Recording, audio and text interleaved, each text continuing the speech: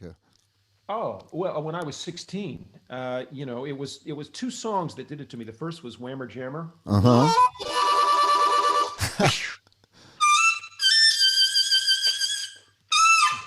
and that.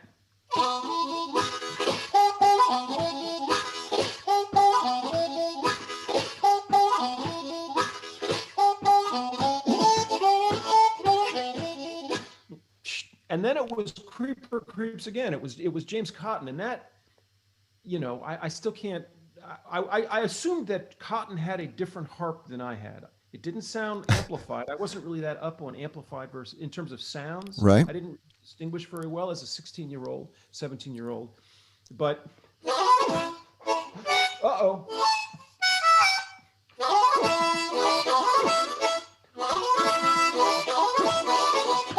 Now that I think he's doing a little tongue anyway. That kind of stuff just blew my mind. Yeah. Take the gift that it was. Imagine you're a guy who wants to play blues harmonica. You are a blues harmonica player, and you have this. You're playing with this guitar genius who doesn't ask you to rehearse, who just gives you a chance to find your voice and come up to his level. I never, I can't come up to his level because I used to say, he's Mozart, I was Salieri. I'm always, I was young Salieri. It's like I knew how much better he was than I was ever going to be, but I did know that. So I wasn't. I always understood exactly how good he was. Right. And of course, the better I got, the even more did I understand just how much better he was. And then you're playing for a black audience, so an audience which is not impressed by technique. It's not impressed by flash. I discovered this very early on. Somebody said, what did you learn out there? One thing I learned was early on, I thought I needed to really prove that I had the right to be there. I thought, what I got to do Sure. is show people that I can really hit my blue notes. Uh-huh.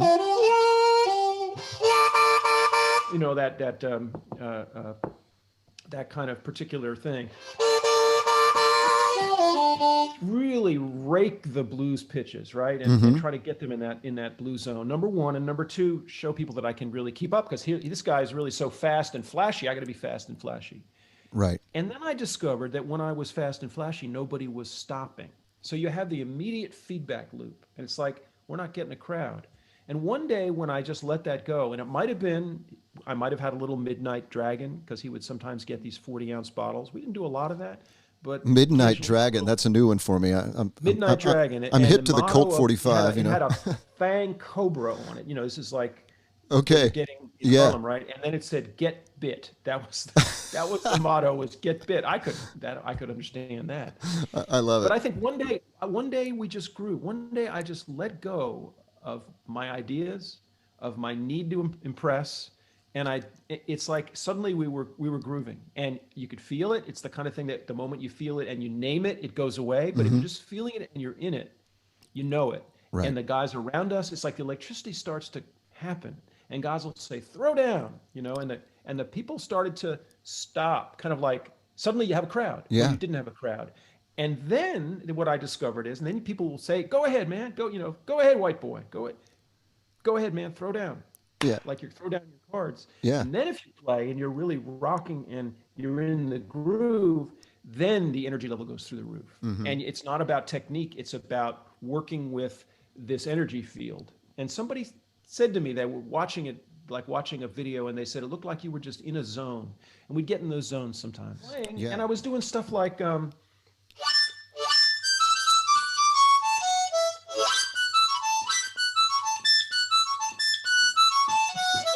and a guy is driving a cab, and he kind of down Amsterdam, and I'm walking down Amsterdam north. He's driving north, and he does a U-turn, so he's facing me.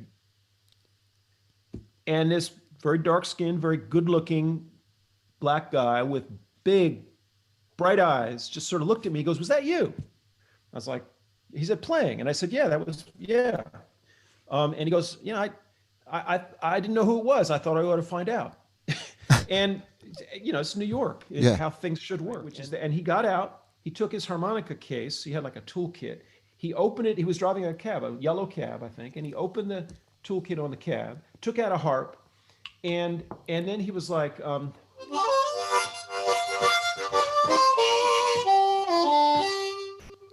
I said, wow, what the heck is that? And he did all sorts of, we began to have a kind of conversation. I write about this in Mr. Satan's Apprentice, kind of a conversation about blues harmonica. And that's when he sort of gave me the whole declension, like a griot. He's sort of like, there's Sugar Blue, there's, Kim Wilson. I said, who? He's the Fabulous Thunderbirds. I said, what, really? What? I didn't know about them. Right. So, immediately, and I did not know about Sugar Blue. I went out and I bought Butt Rockin' or whatever, a couple of Thunderbirds albums, and I bought Crossroads by Sugar Blue, with another man done going on a big 10 hole or 12 hole or 14 hole, big one of those big low marine bands, and Pontiac Blues and stuff. So he immediately sophisticated me. And so all that stuff was in there. That was the spring and summer of '85. I followed him on the street. All that stuff was in there, and it gave me exactly what I needed to sort of achieve liftoff as a street. Struggling with it, So my dad's kind of an impatient guy, he saw me struggling. He was a harmonica player. He'd play just for fun for years. He would play family gatherings. Yeah. He sees me struggling with this flute, and he says, why don't you play harmonica? All you got to do is, you got notes, you don't have to struggle to get the notes out. Right. So that's where it started, kind of before I was really touring with local bands. The reason I was actually playing harmonica, sax, flute, and a little bit of keyboard. Oh, wow. And I mean, this is way before session work or anything. Right. But I was getting bands where I was like, well, that's cool. They wanted me to play sax. They wanted me to play flute, harmonica, maybe 2 songs or something. So I said, all right, well, I want to be a harmonica player. I'm going to stop all this other stuff. So that's how everything else stopped. Yeah. Because I just wanted to play harmonica. That's when you said it grabbed you, the harmonica grabbed you. I had the same experience. After my dad said, play the harmonica. I said, okay. So, but it was like it didn't feel like the sax or the flute or the clarinet. It was like something about the sound grabbed me and just pulled. It's like, okay, I think I can do something with this. Yeah. I connected with it. It's hard to describe, but it was just kind of like a feeling came over me. I guess it's that feeling. It was like, okay, this is what you're going to do for the rest of your life. But of course, I didn't know it at the time, but that's the way it is. You can never know this instrument well enough. It's like you got to know where all the notes are, where all the bends are, where all the overblows are, where all the overdubs are, and it's like because that's when you go to express yourself, you got to be able to get to all those places, Right. And that's just that's just what you got to work on. Some people say it's muscle memory. I don't know, but it's like you got to know where everything is, unconsciously or subconsciously, however you want to describe it. You got to know, because you can't. There's no visual with this. It's like Right. There's numbers here, but you're not looking at those numbers when you're playing. No. An ancient song, St. James Infirmary. Great. Great.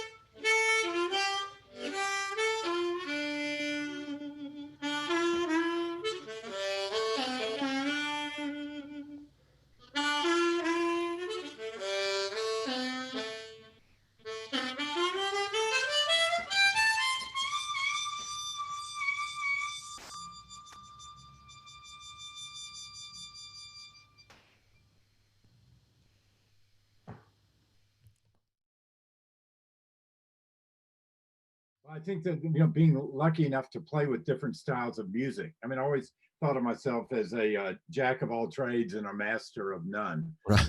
So every time I'm at a session, it's still challenging for me. Because I'm not just doing country sessions or Right. something. Yeah. And the last session I did was was on a Blues Traveler record. Last week I played on with John Popper. We we did the Doors Roadhouse Blues. Oh, that's fantastic. So we each took a split a solo and split fills and stuff. That's like great. that. It was fun. And John's one of those guys that's really helped to make to do something fresh on the harmonica and make the harmonica bring it some new life. And it was great to be involved in that. I mean, people have asked me, will you teach us this stuff or do you give lessons? It's like, no, I don't give lessons. First off, I'm not a good teacher. I don't have the patience, but I can teach you when not to play. Right. I think that's my strong suit, is when and when not to play. You Yeah. can be a brilliant player, but after a while, the ears get tired. Nobody wants to hear how brilliant you are. That's true. I found that out. Nobody wants to know how brilliant I am. I love it. I love it. We're going to quote you on that one. That's a good quote. Yeah. And Willie, I didn't know much about it. I had one Willie record because I was playing with B.W. Stevenson at the time, and we were on RCA. Uh-huh. And we had, so I was able to go in the vault one time at the record in the RCA offices and saw this record that was Willie and Family, and it was such a weird album cover. I had to have the record. Right. It was a whole family of Willie and everybody, the band and all the family, standing around a bonfire in Ridgetop, outside his farm in Ridgetop. Wow. So this is a motley crew looking. Yeah, for sure. Yeah. That's all. Then when I met Willie and he's playing these songs, Nightlife and Funny How Time Slips Away and Crazy, then it kind of registered, oh, that's who this guy is. Yeah. So, I mean, early 70s, there's a little coffee house called Rubia down on it was on McKinney. Oh, okay. On McKinney, right. It's a tiny little club, and Jerry Jeff played there, and Michael Murphy, right, and Ray Wiley Hubbard. But Ray Wiley was in a group called Three Faces West, and it was a trio. Mm-hmm. And I think Michael Murphy was like the biggest star to come in there, and he was a big deal because he moved to LA and was writing for the Monkees. And I mean, I was a kid, so I was just kind of hanging around, and every once in a while they'd let me sit in with them and play. Guy Clark would come through and play, and they'd let me. Michael Murphy would let me play a song or two with them. So that's really how I cut my teeth. But that's where I first met Don Brooks. So he was playing there, and I was a big fan of his. And we just on the road. I'll take my main rig is a Beyer M160 mic through an AEA mic pre. Okay. And then just go right into the board from that.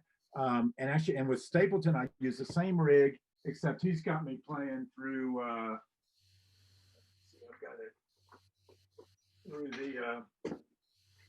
this little stomp box, a little Moog delay. Oh, sweet, man. So it's got a little overdrive and just a little delay, but still the same. The M160 in the AA3 and then into board. And then I play bass harp on one song with Chris. And there's I think it's a Beyer mic, and it's a drum mic on a little gooseneck with a clamp, and it clamps right onto the bass harp. And the song has only got one or two notes on it, so it's perfect, and it just fills the room so well. That's incredible. You all over the world. It can. I never, this small harmonica, the Hohner harmonica. I never thought, and I've always dreamed real big. Dreaming in my life that when I first met Charlie McCoy back in, I think it was '86, we won the Dodge Wrangler Country Showdown, a band in Texas that I was in. Johnny's gone on to be Trisha Yearwood's musical director. We had another guy, Dave. We've lost him, David Lewis. He was a great writer, had #1 hits. Wow. He's no longer with us, but we had this great band, and we had harmonies, and I remember when we won the Dodge Wrangler Country Showdown, we came to the Grand Ole Opry, and Charlie McCoy was a judge. So back in 1986, when I showed up, I had Charlie come up to me and tap me on the shoulder, and when we were done and everything, we placed 11th out of 50 bands, which wasn't bad. That's great. 5 Mexican guys, you know, it was like, "Ore, ¿qué pasó?" You know, man, we were all happy, you know. Yeah. And he tapped me on the shoulder. He goes, "I'm Charlie." I said, "Man, Charlie, I know who you are, man. I love all your records and blah, Yeah. blah, blah." So we started talking. And I remember vividly what he said. He said it very plain and simple. He says, "You know, I've heard a lot of harmonica players, but you got something a little bit different. You need to pursue your career and do something with that harmonica." Man, that went miles and miles of Texas for me, man. So Yep. when I got back home, it wasn't but 6 years later I moved to Nashville. I just had to get here, you know. So Yeah. And because of Charlie, you know, his you know, genuineness and such a nice guy, you know, humble guy that Charlie is. I've done shows on the road with him now. He's just, I mean, Harp Heaven shows. We got to get you on a Harp Heaven show, Jamie. You'd be great for it. I would love to do the Harp Heaven. I've been trying to get Mickey on it too. We've had Mickey as a guest, but you know, with that, you know, I always tell my students or whoever, you know, in the music world, I said, "Look, man, don't dream small, dream big." Right. Yeah. You know, for Charlie to inspire me that way and to just give me that, you know, that little voice of confidence, you know, that compliment, like, "Hey, man, you know," and here I am. This guy's, you know, played on all these records, and he was the king of studio work in Nashville for many, many years. And for him to reach out and to say that to me gave me that vote of confidence to want to come to Nashville. I said, "Man, if there's guys like that in Nashville here, and this guy's a master session player, Yeah. and he's nice to me, man, this must be a great musical community." And sure enough, it really is. I mean, you know, there's different circles we know, but it's a great, great musical community. So that's why I go out and I inspire the kids today, because I was given inspiration by a Hall of Famer, a Grammy winner.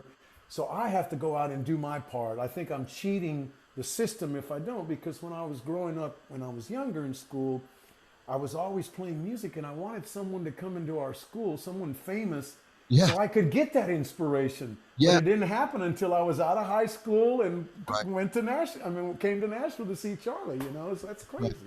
It's tell us more about what this music in the schools program is that you're doing. You know what I do is, you know, if I got concerts where I'm traveling, and I'll you know, and Honer does the giving part. I set up everything. I go and I call school districts. I got friends in different school districts, and they've already known about it. So if I go to Wisconsin or Nebraska or wherever, you know, Texas or wherever I may go, Florida, California, they say, "Hey, man, you know," I say, "Hey, man, reach out to some of these school districts. I'd like to come visit an elementary, middle school, high school, college. I don't care what it is. You know, I want to inspire them to do the best they can do, even though it's not going to be in music, you know, a doctor, lawyer, engineer, whatever it's going to be. You know, I want them to dream that it's possible if you put the effort into it and you really, really, you know, follow your heart, because a lot of people want to be a doctor and a lawyer, and then they found out later they don't want to do that. Right. They want to be a fireman, or they want to, so whatever it is. Well, they want to play harmonica, for crying Or I out. want to play harmonica. Yeah. So, you know, so Honer allows, and they ship the harmonicas to wherever I'm going to be. I show up, you know, a couple 100, 300 harmonicas for these kids. They go crazy, man. I mean, and I do a little small class, and by the time sometimes the class is done, they're playing Silent Night, 7, 8, 10 of them, you know.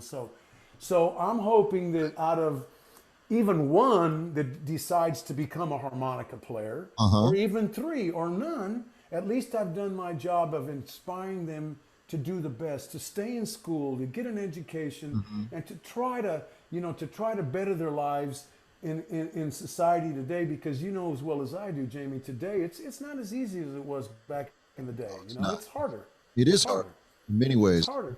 Yes. Yeah, it's many ways. So I feel like I'm that light of inspiration to them coming in, and you know, the harmonica, it tames them. When you start playing, it tames those kids. They're like, "Wow, all that's coming out of that harmonica." So anyway, my parents said, "Look, if you're not going to play them, we really could use the money." So they sold the drums back. You know, I gave up on the drums. So when my brothers went out, I would grab their guitars and I'd try and make sounds on the guitars. Right. And my oldest brother, Lou, he was like a hippie back. He was in college already, and he went to Woodstock, and he was in the Students for a Democratic Society. He would go to rallies, and he used to go see Bob Dylan, and he had a harmonica laying on the shelf. Now, I knew they always got mad when I picked up they don't touch our guitars when we're not home, you know. But I said, who's gonna know if I play the harmonica? And I grabbed the harmonica, and there was this magical connection immediately with this little thing. I don't know how it happened, but it did. Yeah, and it felt natural. I wasn't like playing great stuff on it. I was listening to some Beatles on the radio. That's what was on it. Some Bob Dylan, you know. And my mother owned a candy store. My father was a construction worker, but my mom wanted to get a business that she could watch these 5 kids and not have to go to an office every day. So she bought a candy store, and she was a good cook. So it was like a luncheonette. And we had a jukebox in the back room, which the teenagers loved. They would come in and buy a pack of cigarettes, and they'd go in the back and they'd play songs on the jukebox and sip their Cokes. And I thought that was so cool. But there was this guy, Harry Venezia, who was sort of like he was a greaser. He had a black leather jacket. And so he came in, bought the cigarettes, and was smoking and being cool. But he was artsy too. He had like a sketch pad. He could really draw. He was like so he was like a greaser artist, you know, cool guy. Yeah. One day he walks into the candy store, and my 2 older brothers now are behind this counter because we're helping our mom, you know. And he's going, "Hey guys," he goes, "I got something you guys might want to hear." And he goes, "Here." And it was the first Paul Butterfield record.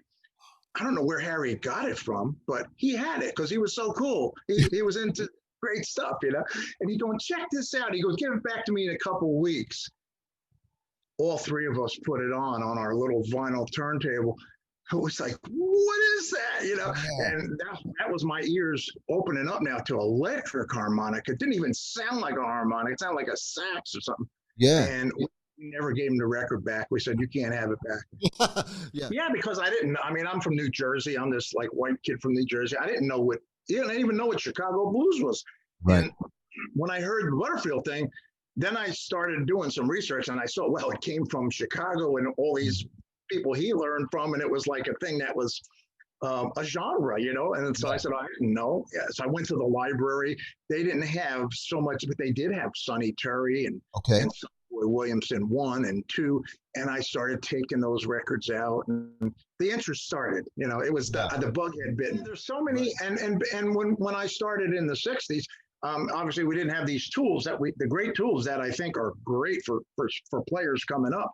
But like you had said, the first thing we did is let's find out what key harmonica I'm supposed to use for this song. What is he, you know, what could I, even if there was no harmonica on it, what key are they in? So you'd spend time, and then you take a pen and you maybe write on the record right next to the name of each song that you're going to use a C harp or a D harp, right? No training. I didn't know what a circle of fifths was. I didn't know anything about music because I just... You were playing drums until that point. I was playing drums. I didn't want to study. I used to laugh at my friend in school because he would be carrying home a saxophone every day and say, "What are you playing in a school band for, man?" You know, like, what an idiot. I should have been like knuckling down at that point. Yeah. And here I am just messing around in my mom's candy store, you know. So I didn't know anything about music.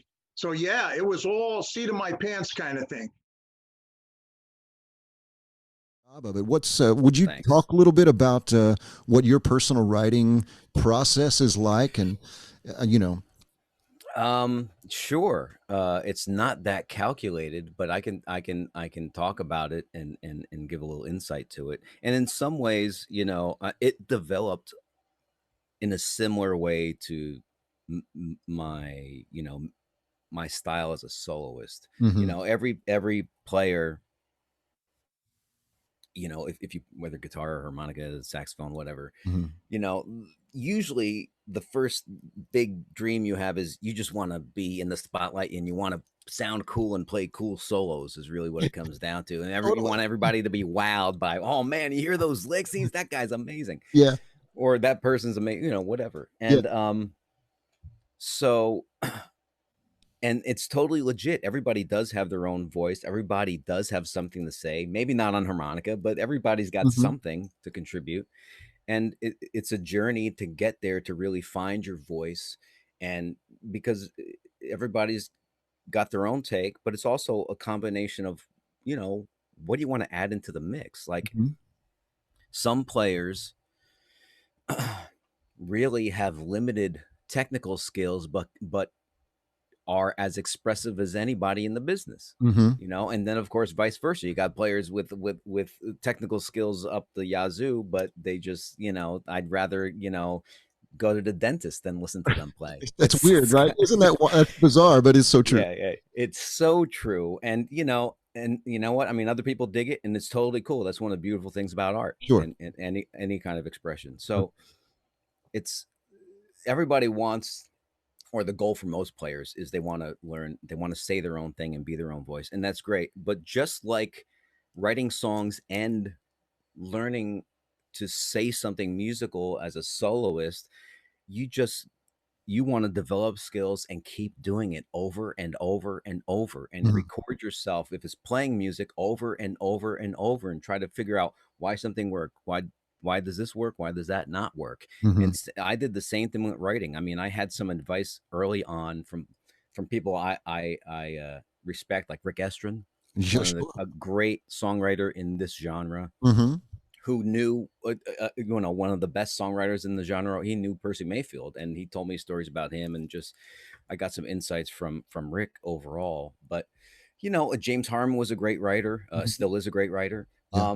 Both those guys, but also, I grew up listening to, like, Willie Nelson and Hank Williams and that stuff, and the older I got, the more I appreciated their writing, Mm-hmm. and then I got hip to all kinds of great writers. I mean, lately, the past bunch of years, I've gotten so fond of Justin Townes Earl, and Yeah, sure. unfortunately, Just I mean, passed away. yeah, and man, I was a huge fan of his writing, Mm-hmm. just amazing.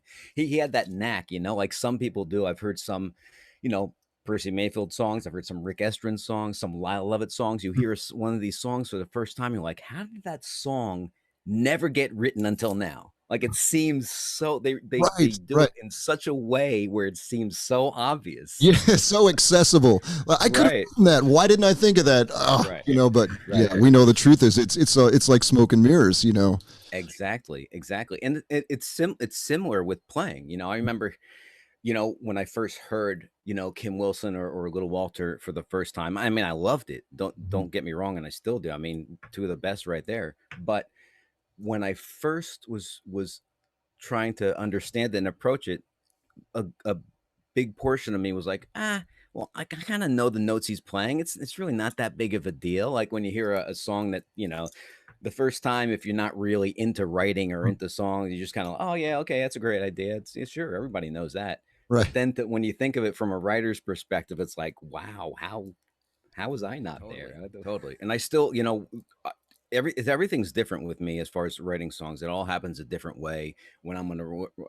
I spent a lot of time on the road the past, 20 years, but really the past 5 or 10 years, it's gotten more and more and more. The past bunch of years, we've done over 200 dates a year steady.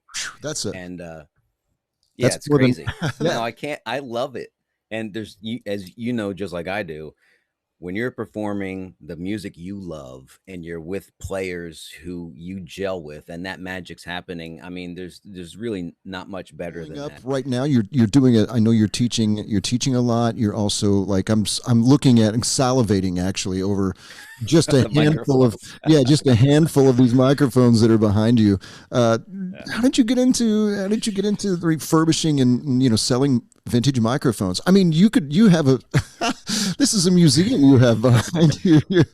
Pretty much. It all goes back to high school again. I was, I used to stay after hours sometimes at school, and I knew the shop teachers, and I would be chopping microphones and doing mics for myself way back then. And what happened was, after like a year of kind of trying to look for them and find them, just to build myself some microphones. Right. I had other local players asking me, "Oh, can you fix this up? Does so and so said you work on microphones?" So I just started, just you know, Right. kind of doing it because people would ask me to repair and rebuild stuff. So not that I was good back then, but I knew how at least how to get something halfway working, turn it into like a Frankenstein microphone, And not electrocute yourself, right? right. But so and that just kind of turned into what it is now. Over the years I would find different, oh, this one's a little different, let me put that, I'm going to put that one aside because it's got a different model number or a different serial thing or a different kind of element. And but you know, when you do that for over 20, 25 years, it kind of turns into this. You become a master at it. Yeah.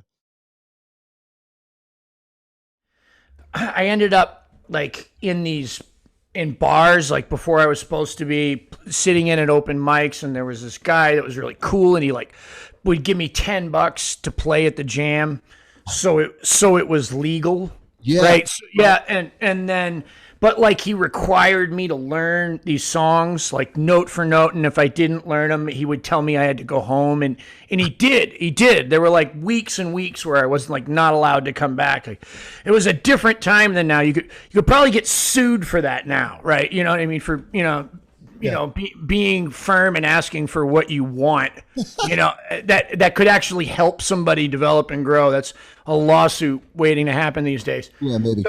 So anyway, I was in Idaho for a little while, and then I was like, I'm kind of good at this, and I'm making a little bit of money. Maybe I should go like somewhere where there's blues, right? Like besides Idaho, right? Uh-huh. So I had heard Pat Ramsey in Memphis. Right on. Okay. I was just driving through, and Billy Gibson too. Uh-huh. And Billy was like my age. Okay. He was also a Pat sort of protege, right? Like, he was into a lot of guys. He was into Chromatic and Toots and everybody, even Popper. But we were all kind of under the tutelage of Pat, the Reverend Pat Ramsey. So I just moved there because I was like a traditional Little Walter, Big Walter, Junior Wells, little bit of Butterfield, but not like I wouldn't do it on stage, right? Right. Like, you know what I mean? Just traditional guy, like, and I heard Pat and I was like, holy cats, like, you can play this thing kind of fancy and still have soul and like, yeah. And I was like, wow, this is different than like anything I've ever heard. I better be around him. So I told him, I said, I'm going to move here. And he's like, yeah, whatever. Right. And like a couple of months, I went home, I landscaped, got $1,000, and I moved to Memphis. Right around that time, David Kimbrough and Gary Burnside and Dwayne Burnside and Kenny Kimbrough, they're walking down the street, down Beale Street, at a little Jimmy King gig and saw me playing on the sidewalk. Okay. And they're like, look, we want to audition you. We're looking for a horn player, but maybe you'll work. We like Lee Oscar. We like War. And would you come to Holly Springs? So I was in Holly Springs for a little over a year, playing with Junior Kimbrough and R.L. Burnside every Sunday. Blows. You were one of the first guys to start really integrating overblows into your music, right? I think I was one of the first people to kind of get popular for it. Like, like at the time I didn't know anybody. Like I Howard Levy, this is my lineage. Okay. Howard Levy taught William Gallison, who taught Adam Gusso, who taught me. Okay. And then shortly after that, like I heard Carlos Del Junco. Right. He's great. Yeah, he's super cool. So that was the only people I really knew about. But then I caught on to like Sebastian Charlier and like going over to Europe and stuff. And I found out that there was really like maybe hundreds of people that just hadn't gained the notoriety that I did because they weren't touring and being in bars and getting talked about on the internet. But but I really think there were hundreds actually. And now some of them have sort of, because of YouTube and stuff, we get to see that there are guys who've been overblowing, as long. Oh yeah, like Michael Peliquin, like Chris McCulloch, right? Like those guys were overblowing way before me. Like even Paul Messenger and other cats that were like they were in it before me, and Roscoe and Dennis and like the whole Spa crew and Winslow and Yerxa and all those guys were all overblowing way before me. Okay. I just like did it through an amp and like you know what I mean, and blues and stuff and like funk, and so people were like, ooh, you know, like. Yeah, and I was in like touring outfits, and I was playing with like Willie Big Eyes Smith and stuff like. So like people were like Junior Kimbrough, and so people were like, "What is that?" Right? Great stories. Tell us a little about your experience on the induction for Paul Butterfield's blues band on the the Rock and Roll Hall of Fame. I mean, you're in great company for one thing. Oh my God! Yeah, ass suit, bro. You were the best dressed dude on that stage. And then you blew your face off. I mean, I watched it on HBO like the rest of the world, and I was like, I like Tom Morello. I like Zach Brown. I love Paul Schaefer. But you, I mean, those, I hate to say it, maybe I don't hate to say it. Those guys, they were like, oh shit, we got to take another solo before he gets that last round. Because you came back with them on the second go round and just like blew your. I couldn't believe it. It was, oh God! Right, like, well, so first of all, I was really down on my luck. I had just gotten out of jail, was on probation. I didn't feel very good about myself. I didn't have my blonde hair. I was, Dude, it was like your hair was perfect. All that jet black slick back. What's going on, dude? I'm telling you. I was trying to do like a butter thing, like, pay some homage. I got it. I didn't have any clothes at all at the time that fit me, so I borrowed that red jacket, which was a Wrangler jacket, from my neighbor, Jason, who was like also on probation, and we were like, Indiana scum trash, and he's like, don't worry, it's Wrangler. You're gonna be a hit. Yeah. And it was great. Like, I walked out in the jacket, and Willie Weeks turns to Felicia at college, and he goes, my boy doesn't give a fuck. Right there, right? Okay, first of all, I wasn't supposed to be there. My probation officer wasn't allowed to let me leave. Okay. But she made an exception. I got so lucky. My judge was a blues fan. Okay. And he didn't know about me, but he knew about Paul Butterfield and the Rock and Roll Hall of Fame. Mm-hmm. And my probation officer was a huge Tom Morello fan. Okay. So she's like, just get me Tom Morello's autograph and you can go. I mean, I told her, I'm like, look, I'm doing it. Like, if I go to jail, like, so what? Like, so I get up there early. I'm trying to figure out like how to get in to the room, the Hall of Fame. Right. Like I got my aunt on a hotel wheeling cart and stuff, and they're like, I get up there and they're giving me a hard time, and I'm like, I'm gonna play tonight. They're like, let me see some ID. I give them the ID. The woman who's in charge of giving you your credentials, your little badge, and they assign you a handler, right? That like basically makes sure that you don't do drugs in the bathroom, right? That's basically his job, right? Yeah. So like the woman who's taking it, she's like, which band are you with? And I said, the Paul Butterfield Blues Band. And she says to me, I swear to God, Jamey, she goes, am I supposed to know who that is? Oh, Lord. I said, today? Yes. Today, yes, you are. That's one of the bands that's being inducted. Yeah. So anyway, it was crazy. Like, Paul McCartney's guitar was sitting right there, like right next to me, just unattended. I could have stole this Les Paul, right? Wow. Yeah, it was just crazy. So, like, they gave me my stuff. I decided I better load my equipment in now, right? And nobody told me that I had to be there. I walk in to load the equipment. My band is rehearsing.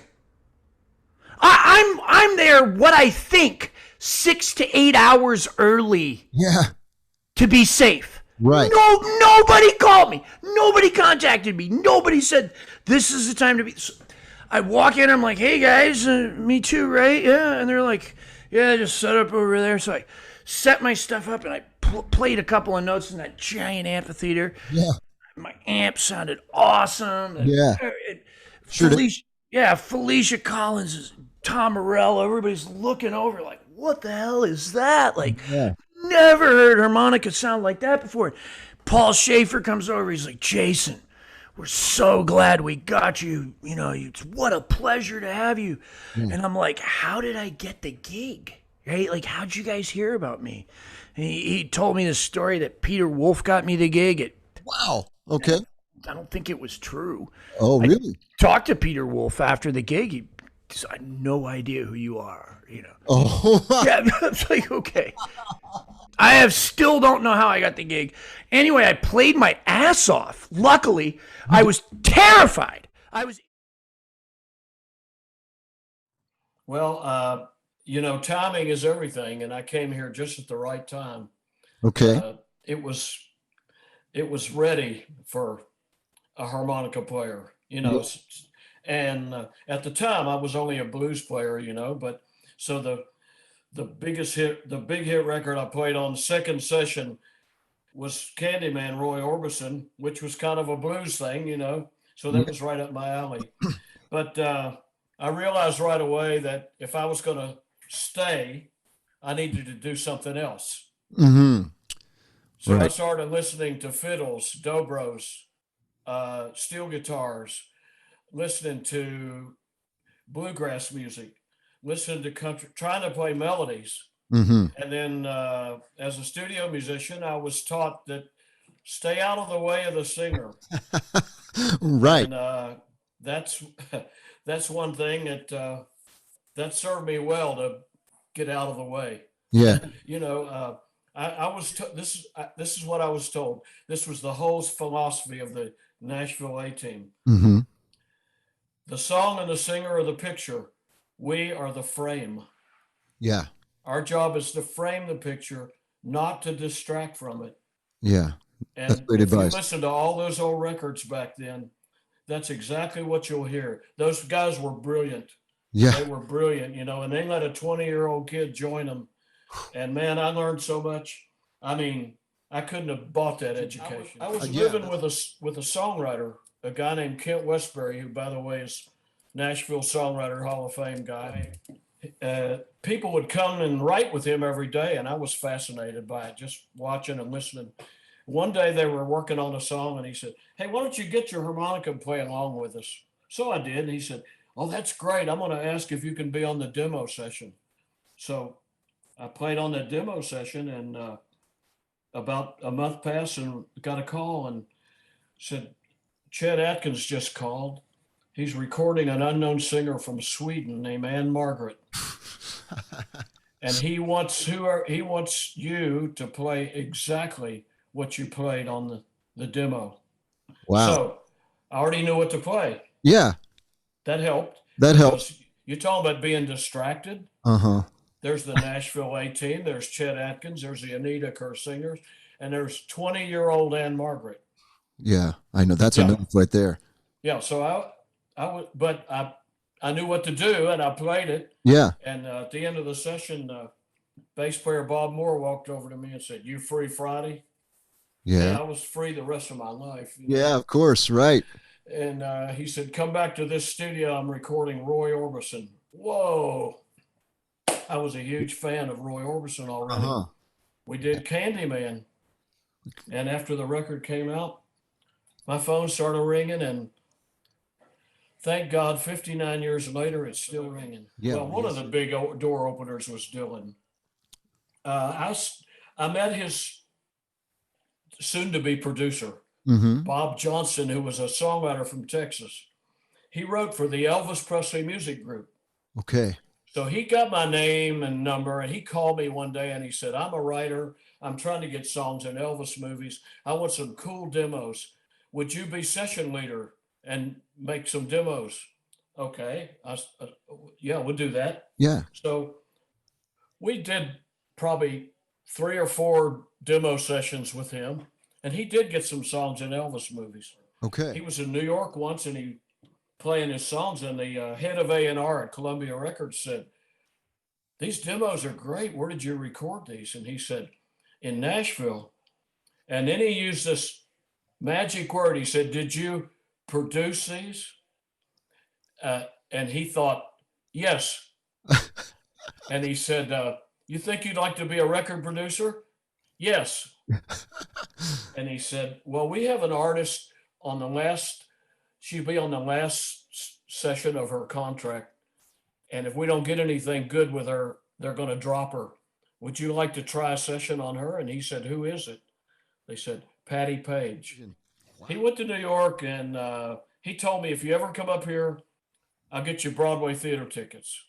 Okay, so 1964, I went up to go to the World's Fair and I called him and I said, hey, I'm in town. How about my Broadway tickets? He said, no problem. He said, come over to Columbia Studio this afternoon. I'm recording Bob Dylan. I want you to meet him. Mm-hmm. Okay. So I went over there and I went in and he introduced me to Dylan, and Dylan didn't say hello. He said, I'm getting ready to do a song. Why don't you get that other guitar and play along? Wow. Okay. Yeah. The song was 11 minutes long. It's called Desolation Row. Right. And I'm the only lead instrument playing, and I'm playing the guitar, and I'm thinking, what would Grady Martin do? You know. And a couple of months later, Bob Johnson calls me and says, Dylan's coming to Nashville. Book the guys. Okay. So that's it. He came and Blonde on Blonde was his biggest album. Uh-huh. And I played harmonica on one song on that album.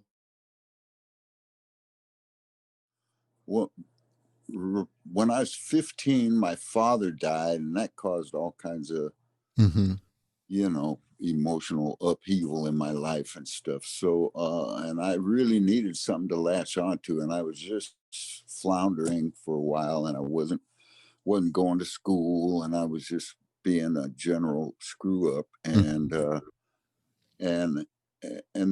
there was this band that they all lived together in a house, you know, down the street from my mom's house, you know. Right. So I would go over there to indulge in stuff I couldn't do at home. And sure. and the leader of that band, like back then, I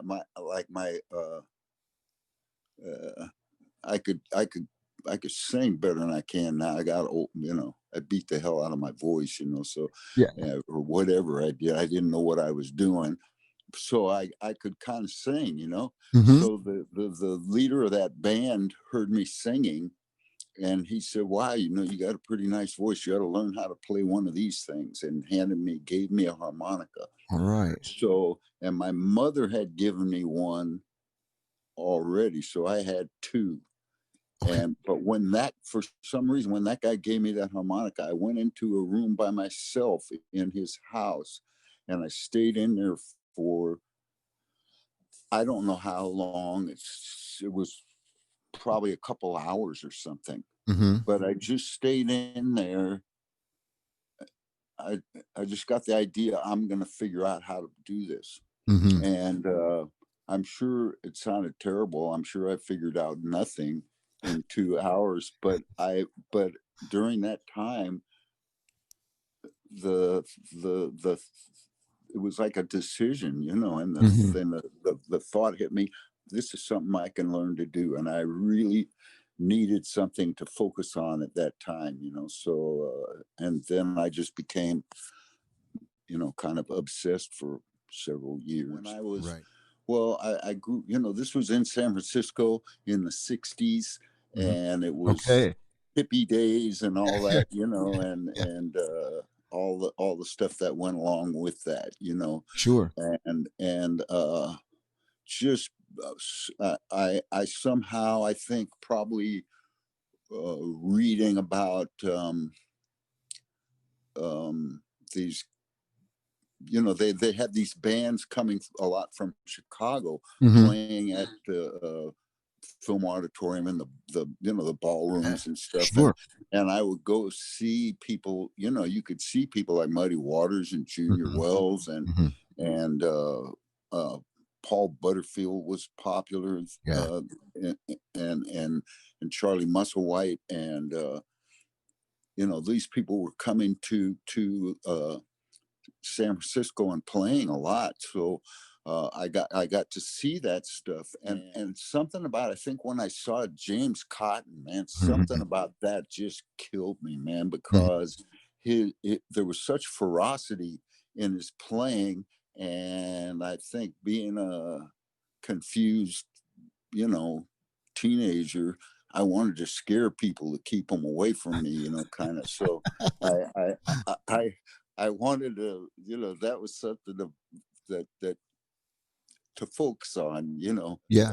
And so I started going out to the ghetto, you know, and checking out these clubs and you know, playing, you know, sitting in, finding you know, people were nice, man, let me sit in, you know, because I Yeah. was like a novelty, you know, being a white guy doing this stuff. So I would go out to Hunters Point and in the Fillmore district and sit in with different people. And eventually I got a gig playing with this guy, Fillmore Slim, who was a big, you know, he was a notorious big time pimp, you know, not, I mean, Right. he was well known nationally, you know, but we had a gig, you know, playing 5 nights a week in this club.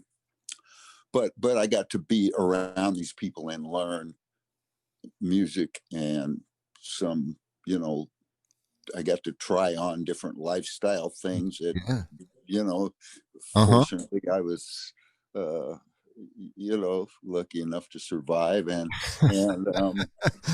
but it was an experience, man. And it was an education Right. for me. And so during that time, I met, Jerry Portnoy, who was also just starting to learn how to play. You know, we neither one of us knew anything, but we became friends because we had this interest, this Yeah. common interest, and we tried to help each other learn. You know, and one of us discover something and, you know, call the other one up. And he didn't live that far from me at that time, you know, but he was from Chicago, and his dad got sick. And when his dad got sick, he had to go. He went back to Chicago, and he started sending me postcards. You know, this is in the, you know, Sure. way before, you know, before the internet, right? yeah, right, way before the internet. Yeah.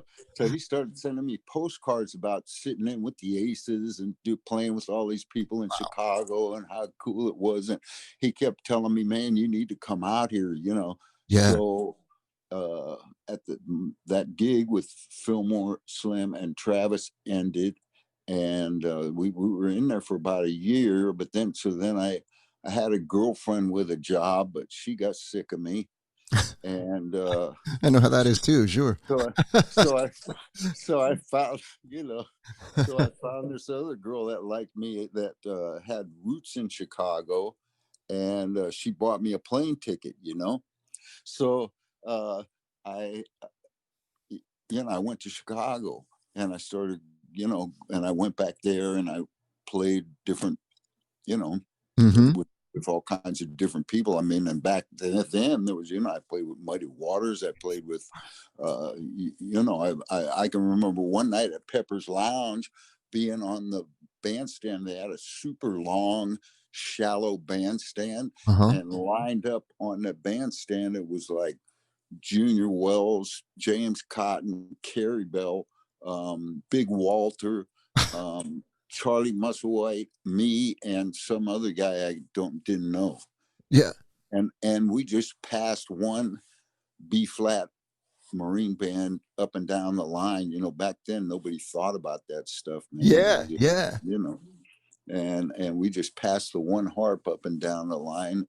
It was just what an experience. Luckily, I was so young. I was too young to be intimidated. I thought I belonged up there, you know. Right on. Yeah. Yeah. But it was just cool experiences of being there during that time, you know. Yeah. Anyway, this was during my first time in Chicago, and you know, I was hanging with Jerry. He was from Chicago, so he knew the city, Right. and I was probably, you know, I don't know if I think I was living at the Jonquil Hotel then, Wow. and so was he, and that was before he got an apartment and I was living on his couch. But, Nice. Right on. yeah. So he took me down to Maxwell Street the first Sunday morning. I woke up there, man, and then the next day was Monday, and it was Blue Monday at Teresa's Lounge. So we went to Teresa's, and it was packed, man. It was jumping. Everybody was in there, man, Wow. and I sat in, and I remember Junior Wells telling me how, you know, being very complimentary to me and stuff. And Carrie Bell was there, and he told me, he said, you know, you sound good. He goes, I'm playing with Muddy. I knew he had that gig at the time. And he said, if you come down to the Sutherland Hotel on 47th and Drexel this weekend, they're there Friday and Saturday. And he said he's getting ready to quit. And if I went down there, that if Muddy liked me, I could have the gig, you know. So I was like, yeah, wow, you know. Yeah. Yeah. So I went down there. Jerry went with me, and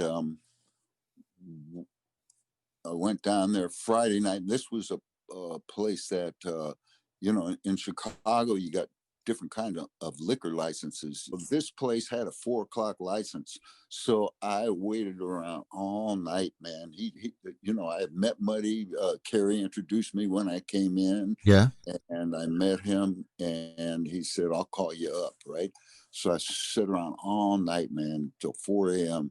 and which was cool. I mean, it was a Yeah. great scene, and it was Sure. great music and all that. I mean, how are you going to complain about that? They had, Willie Maybon was the opening act, you know, so it was they were alternating sets, and it was, you know, this is like, What yeah, a dream. dream come true kind of Yeah. stuff. I mean, I wish I had a time machine, because you can't appreciate that stuff I know. in the moment. You're young, you just sort of take things for granted, you know. Uh-huh. But so I waited around all night, and he never called me up. So at the end of the night, I got up the courage to ask him about it, and he goes, "Oh yeah, I forgot. Come back tomorrow." Years later, I realized he was probably just checking me out, man, to Yeah. see how, you know, How much see you wanted it, right? how much, yeah, how bad I wanted it. So I came back the next night, and Jerry came with me too, and I sat in on long distance call, and then they took a break, and I was standing there talking to Jerry. I'm going, how'd I sound? What did it sound like? You know, was it all right? You know, Yeah. and Muddy was sitting over by the wall at a kind of a booth type of thing, and he had some women around him and stuff, Mhm. and he halfway stood up and went like this, you know, just kind of leaned forward and went like this. And I walked over there, and he leaned over the table, and he's shaking his finger in my face. He's going, boy, you out of sight, boy. You play like a man, boy. Oh, You got that sound, boy. I know that sound when I hear it. That's my sound. yeah. Wow, you know, Yeah. I was like speechless, levitating. I couldn't believe, you know. So he asked. About. Yeah, I mean this record was all about the collaboration and kind of reconnecting with Kebmo. So yeah, we go all the way back actually. So in 1993, uh, we were both signed to OKEH Mm-hmm. slash Epic Records by Michael Kaplan, who was the A&R guy at the time, and and Michael signed Kebmo first, and Keb later told me that you know, it was kind of his last stab at, you know, trying to get a deal or whatever, and Yeah. he got a deal, and he already had his record done, and we got signed as well. So our journeys kind of started like that was kind of his journey as Kebmo, not Kevin Moore. Right. He was an artist previously as Kevin Moore. Okay. So as Kebmo and as G Love, we started that same year as 1993, and we were. I got dropped from. I don't know if, how long Kebmo was with Sony, but we got dropped October of 2001, shortly after 9/11. Mm-hmm. So long story short, we kind of fast forward to about 5 or 6 years ago. Keb and I reconnected. We did a tour, and it was great to reconnect. And we got to jam out a couple of times, and that started the dialogue of, let's try and do something. And Mm-hmm. so I had this idea. I said, what if we do like I called it. I said, Keb, you want to do like a back porch Mm-hmm. blues duet record? He goes, gee, I just did my duet thing this year with Taj Mahal. So that was right after they finished the Taj Mahal record, which of Yeah. course went on to win a lot of awards Yeah. and sweep everything.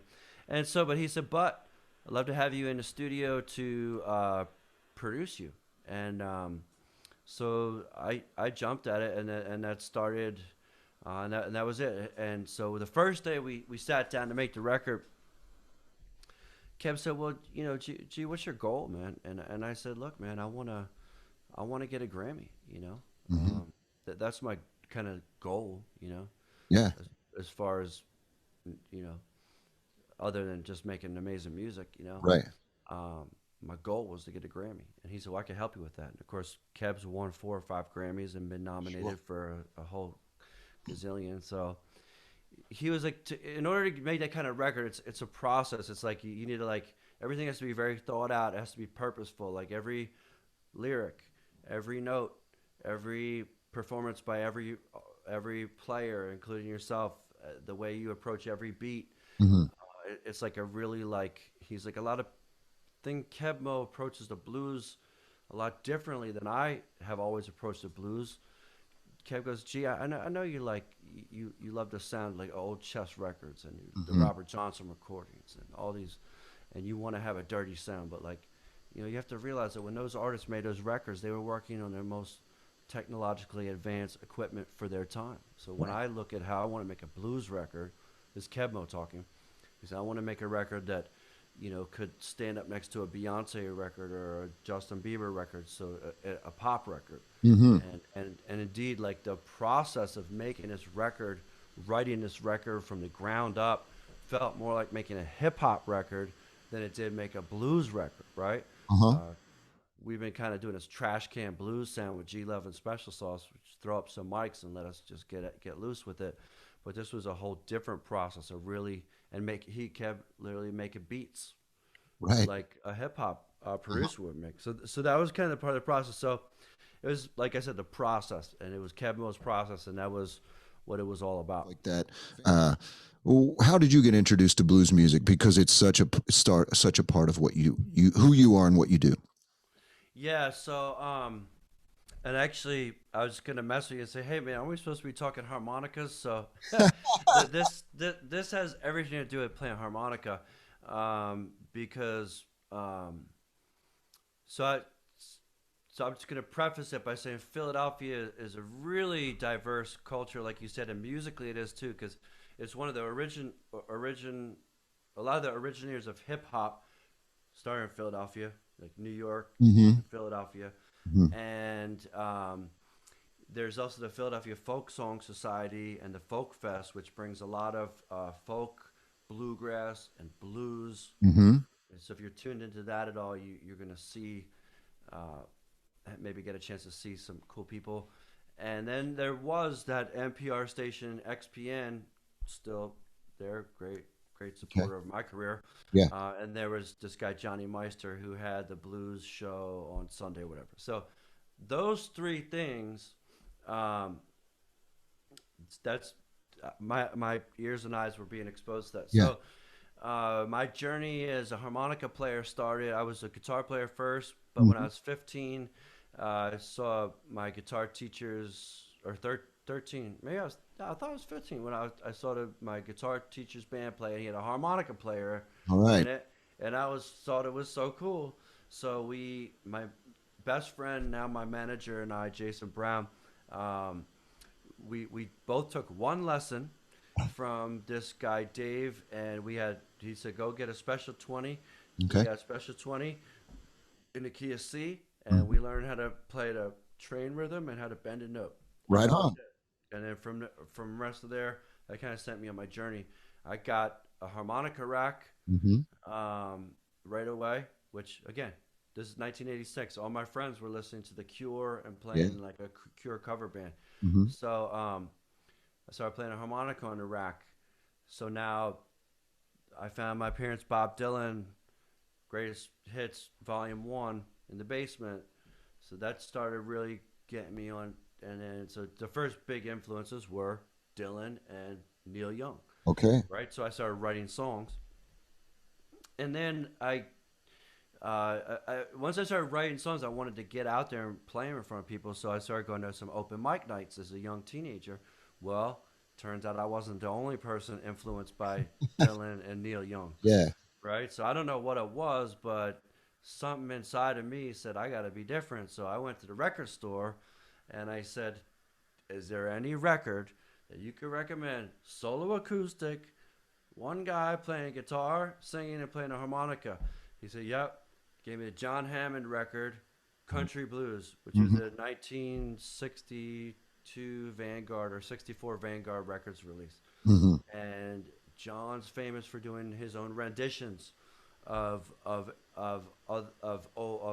blues songs. So on that record was like a roadmap, man. It was like, songs by Willie Dixon, Sleepy John Estes, and Howlin' Wolf, and State Spirit, Robert Johnson, Traveling Riverside Blues. So, and the way he was playing harmonica, whoa, man, it was a totally different thing. Yeah. So now all of a sudden it was like, whoa, not taking anything away from Dylan and Neil Young, right? Right. Both of them are They true do what masters. they do great. Yeah, sure.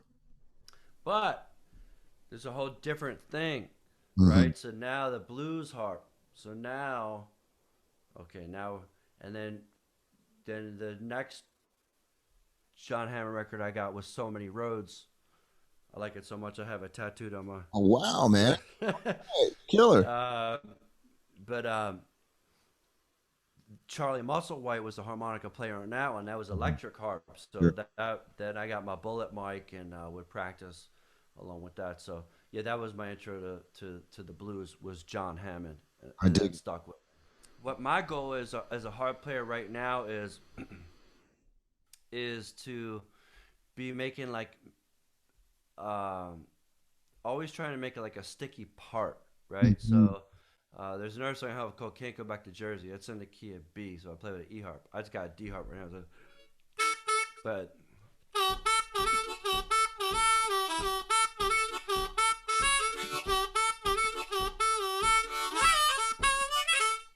so that's like a part, you know what I mean? So like Totally. I try to do harp riffs that I could in a hip hop sensibility that like I cut them in as if a DJ was cutting them in. Yeah. So that's kind of like my approach Super hooky. to writing. Yeah, trying to make a harp hook. And I want to leave you with another funny harmonica saying I have. Okay. So whenever someone says, teach me how to play harmonica, so the very first thing I'm going to teach you is that if you're a harmonica player, never ask to sit in. That's the truth. Because you want to get good enough that you'll be asked to sit in. And I'm saying that jokingly, but at the same time, everybody knows, everybody that's done gigs is always wary of the aspiring harmonica player that's holding a harmonica in the audience. There was a record store on the corner of Stanton and Frederick Street in San Francisco, right across the entrance to Golden Gate Park. And the guy that owned it played some harmonica. It was a small record store, but he liked blues. And so he had a little better selection than most, the chain stores, whatever. Anyway, so one day I'm in there and I'm like flipping through the LPs, you flip them in the bin there. Yeah. I'm looking through the few, harmonica LPs here, and I felt this presence over my right shoulder. and all of a sudden in my ear I hear, "Oh, you dig that shit too, huh?" And I turned around, and there was 19-year-old Rick Estrin. Wow. Yeah, we hung out all the time. We were both kind of learning, but he was more advanced than I was. He was already playing in old black clubs in San Francisco. But you know, we'd hang out. He'd show me some stuff. I'd show him what I came up with. And yeah, my father had a store on Maxwell Street at 630 Maxwell, and I would go down there every Sunday morning with him. And Sunday was the big day when people would come from all over the Midwest, and everything you could imagine was for sale down there. And you haggled for everything. There were no fixed prices, and you'd walk down the street and guys would pull you into the store trying to sell you, pull a suit of clothes on you. I mean, it was crazy. And every strain of humanity was down there. So, people were, talking all kinds of languages, and there were card sharps and performing chickens and musicians and so on and so forth. So there were people playing on the street, and Little Walter used to play right down the street from my father's store. And my father's store was at 630 Maxwell. So we were a block and a half from Halstead Street. Now the corner of Halstead and Maxwell was like the nexus of the area. And so I go to a block and a half down Maxwell was Halstead, and a half a block the other side of Halstead was an alley, and Walter played at that alley. Okay. And right across the street from that alley was this delicatessen, and it was called Lions. Now, if you look at the Blues Brothers movie, which they shot down there many years later. Yeah. But the thing that's called the Soul Food Cafe, where, Aretha's singing, whatever it was, and talking about dry white toast. And all that. Yeah. So the Soul Food Cafe, and they showed an outside shot of it, and that's what it says, Soul Food Cafe. Well, in point of fact, in the 40s, well, that was just for the movie anyway. At that time, it was called Nate's Delicatessen. But in the 40s, it was called Lions Delicatessen. And my father used to send me down, and Lions was right across the street from that alley, just a half a block the other side of Halstead Street. So I'd go down when I was a kid and go to Lions and get a sack of corned beef sandwiches to bring back to the people at the store. And Little Walter was playing right across the street. Wow. After I got back from Europe, and I met Sonny Terry out there. Now I don't play anything like him. There are a handful of people that can do Sonny justice, but I'm certainly not one of them. But nonetheless, I got to know him, and I would hang out with him, with he and Brownie, and he was so encouraging to me. One time, he told me I learned really fast, even though I wasn't doing exactly his style. But one day, they were playing in Berkeley at a club called Mandrakes, and he was staying on University Avenue, and he was staying at a motel on University, just a couple blocks down the street. So I went over to his hotel to lead him to the gig. So we just walked a couple blocks, and he used to have this shirt custom made with all these little pockets, and all his harps would go in the pockets and he knew where every key was and all that kind of stuff. So during the show, whenever whatever key was called for, he would grab it. So anyway, he's got his, he's holding on to my arm. We're going down the street, and he pulls a harp out of his pocket and says, "Jerry, this harp taking me all over the world. If you stick with it, it'll do the same for you." Several times, and I talked to Walter and asked him if he'd give lessons or whatever, and he gave me his number. I called him up. I want to, anyway, there he is right there, Yeah. So I went over, I would go over to his house, and we would kill a bottle of whiskey. And, while I'm going to his house, I'd have the bottle of VO in my pocket, and I'd walk down the street. You got a gun in there. Exactly. So nobody would, mess with me. Yeah. So then we drink the bottle while I'm telling him, "Hey man, how do you play this? How do you play that?" Mm-hmm. He'd just say, "Well, it go like this." And, I got Big Walter playing like right here, acoustic. Nothing like it. Yeah. So, sometime later, I don't know how many months passed, whatever, I go to see same band at the Wise Fools, and I'm sitting at a table in the middle, and Walter's standing on the floor because the stage was kind of small. So you got the Myers Brothers and Belo and Johnny Young up on the stage. Walter's standing on the floor. He walks over to my table and gives me the mic. Wow. I had never played in front of people before. I've been practicing. Yeah. And, so I had harps with me, and I picked out the right one, and I finished the song. And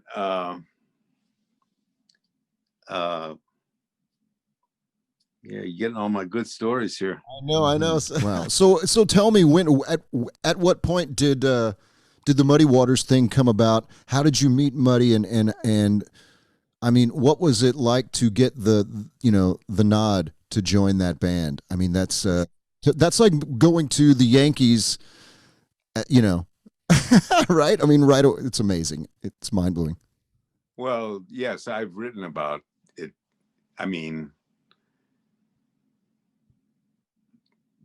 the first gig I played with Muddy was at a baseball stadium. And I've written that it was fitting because Muddy was pretty much the Babe Ruth of blues singers, and the Muddy Waters Blues Band was pretty much the equivalent of the New York Yankees, with a great history. Mm-hmm. And as I wrote, playing harmonica in that band was like playing center field for the Yankees. Mm-hmm. So all of a sudden, I'm Joe DiMaggio. Right. Right. I'm Mick Mantle. Yeah. I mean, yeah. It was a thrill. And I mean, I'm fooling around trying to write something. I don't know if I'll ever finish, but in the preface, I write this in the preface, that though I played all over the world since then, I played it, you read the list of credits, all of the grand places I played. But the greatest thrill I ever had in my whole career was standing on stage on the first gig at a baseball stadium. I get choked up when I tell it, because when the PA announcer said, "Ladies and gentlemen, the Muddy Waters Blues Band," and boom, I kicked it off the wall. Fantastic.